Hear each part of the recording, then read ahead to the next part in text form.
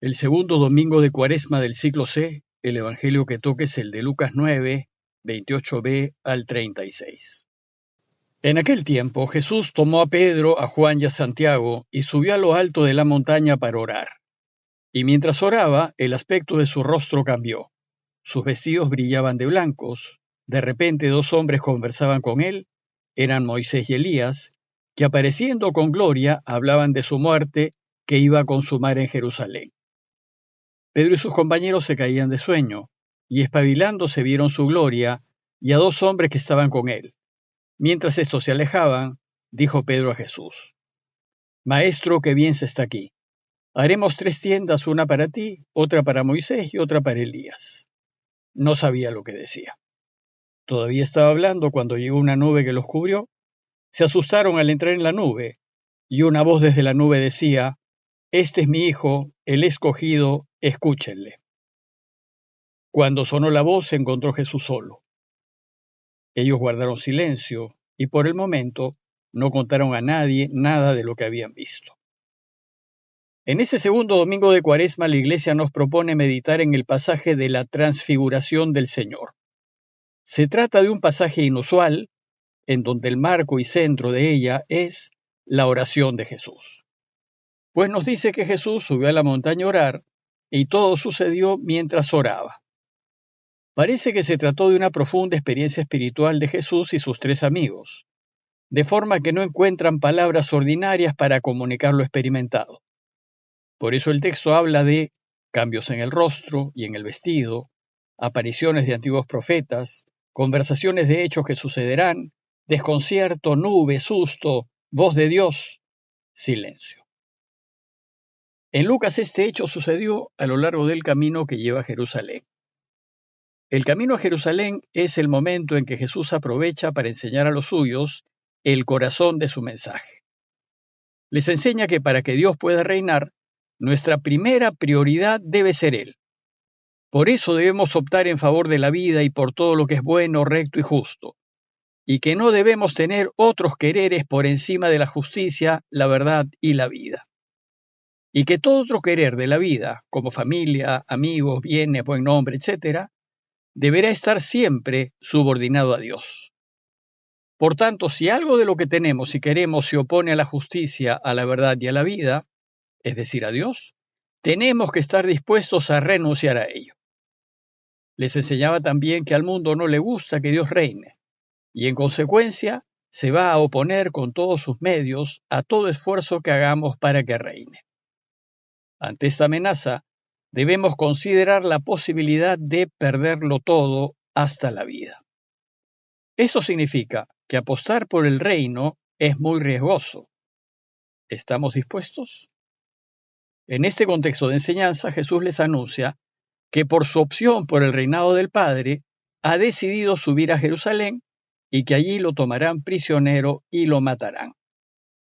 Jesús fue muy consciente de las consecuencias de anunciar que su Padre reinará, y sabía que si mantenía su opción por la justicia, la verdad y la vida, lo terminarían matando. Bueno, pues, el texto de la transfiguración que hoy estamos invitados a meditar se ubica inmediatamente después del primer anuncio de su pasión y su muerte. Se trató de un anuncio inesperado y difícil de entender y aceptar para sus discípulos. Como se podrán imaginar, este anuncio les cayó a todos como un baldazo de agua fría. Pues si lo apresaban y mataban, entonces no podía ser el Mesías, ni podía liberar a Israel.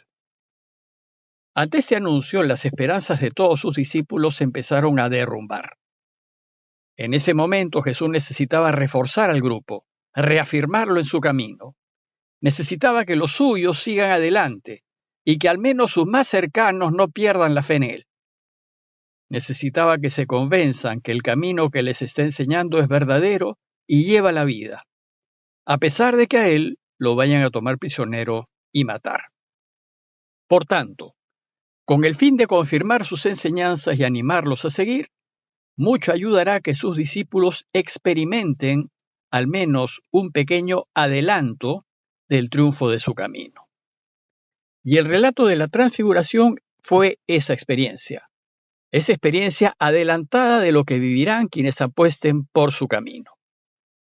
¿Y por qué la Iglesia nos propone la transfiguración para este tiempo de Cuaresma? Porque la Cuaresma es una forma de actualizar, revivir y experimentar, a través de la oración, la penitencia y la austeridad, las consecuencias de la opción de caminar el camino de Jesús hasta el final. Además, se ubica al inicio de la Cuaresma, para invitarnos a reflexionar ya desde ahora en lo que nos espera si lo seguimos.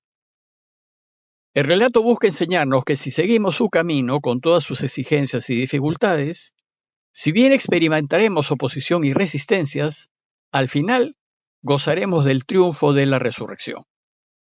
De esta manera, la transfiguración no solo nos anima a recorrer la Cuaresma con ilusión, sino que nos anima a apostar por la verdad, la justicia y la vida con confianza, a pesar de las dificultades que tendremos, sabiendo del fin glorioso que nos espera.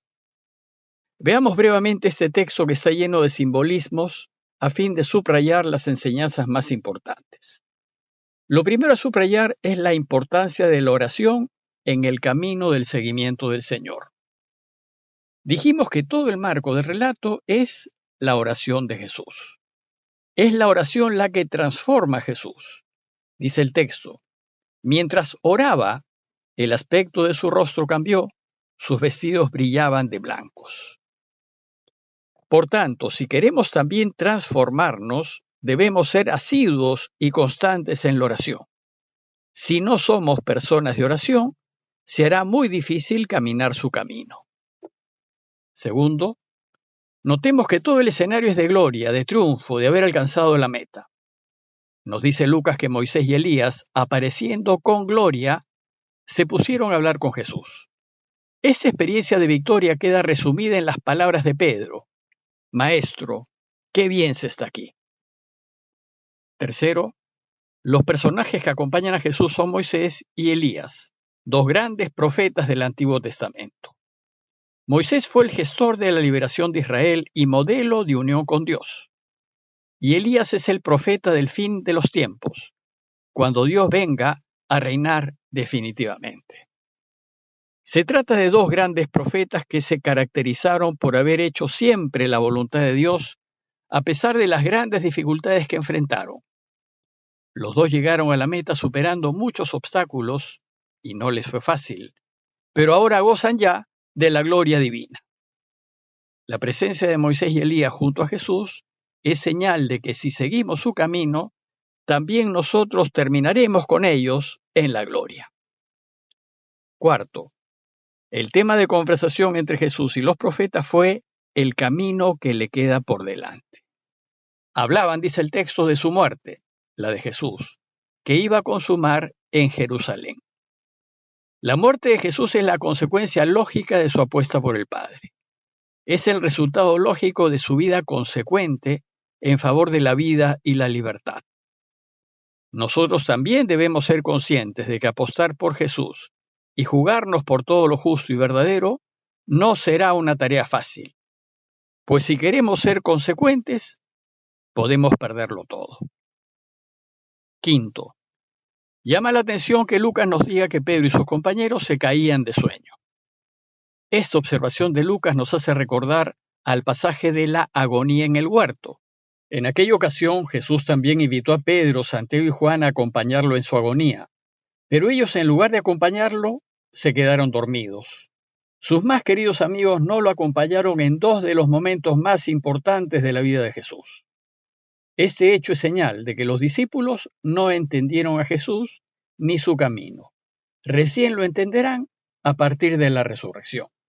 Solo reaccionan cuando el encuentro de Jesús con Moisés y Elías estaba terminando, pues dice el texto, espabilándose, vieron su gloria y a los dos hombres que estaban con él. Sexto, sin embargo, Pedro y sus amigos perciben lo extraordinario del encuentro y atisban la gloria que le espera a Jesús, y entonces Pedro intenta congelar esta experiencia. Maestro, dice, qué bien se está aquí. Haremos 3 tiendas, una para ti, otra para Moisés y otra para Elías. Pero Lucas nos aclara y nos dice, no sabía lo que decía. En efecto, las tiendas hay que hacerlas al final. Las celebraciones del triunfo hay que hacerlas después de haber ganado. El arco del triunfo se construye después de haber vencido en la batalla. Antes, tienen que caminar el camino de Jesús. Séptimo, la nube. Todavía estaba hablando cuando llegó una nube que los cubrió y se asustaron al entrar en la nube. Aquí la nube es el símbolo de la presencia de Dios y señal del triunfo de su camino, pues lo verán venir sobre una nube del cielo. Y nos indica que el Padre está presente y que acompaña al Hijo en todas sus decisiones. Y octavo, finalmente, la voz de Dios. Una voz desde la nube decía: "Este es mi Hijo, el escogido, escúchenlo". Con estas palabras, Dios Padre avala el camino elegido por su Hijo y son una confirmación más de la apuesta del Padre por Jesús. Son una invitación a escuchar a Jesús, pero no solo lo que nos gusta y acomoda de lo que nos dice, sino lo que nos desafía y desinstala. El relato de esta experiencia espiritual concluye con la vuelta a la normalidad de la vida. Cuando sonó la voz, dice el texto, se encontró Jesús solo. Ellos guardaron silencio y por el momento no contaron a nadie nada de lo que habían visto. Pedro, Santiago y Juan guardaron silencio porque no entendieron lo que pasó. Será después de la resurrección cuando reviven el recuerdo y descubren su significado. Recién entonces lo sucedido en la cima del Tabor tendrá pleno sentido para ellos. Ahora que estamos empezando la Cuaresma, a través del relato de la Transfiguración, la Iglesia nos invita a meditar en la gloria de Jesús para que al contemplar su gloria y meditar en su triunfo, saquemos fuerzas para seguir adelante. Pidámosle pues a Jesús su ayuda para poder caminar su camino y seguirlo hasta el final. Parroquia de Fátima, Miraflores, Lima.